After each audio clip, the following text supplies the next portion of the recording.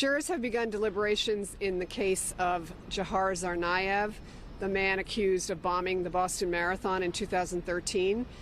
He faces 30 federal charges, 17 of which carry the possibility of the death penalty.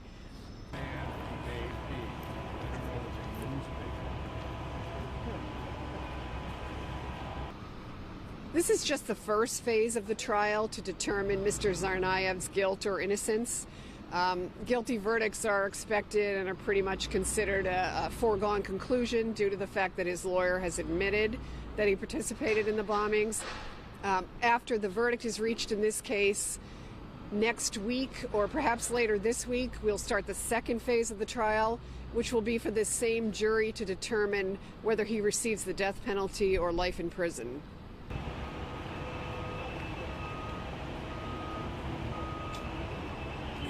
The jurors are expected to hear approximately 2 weeks of evidence in the second phase of the trial, the penalty phase. During that phase, prosecutors will present what they call aggravating factors, factors which the prosecutors would argue make it clear that he deserves the death penalty. The defense will present mitigating factors, factors such as something about his background, his childhood perhaps, his family life.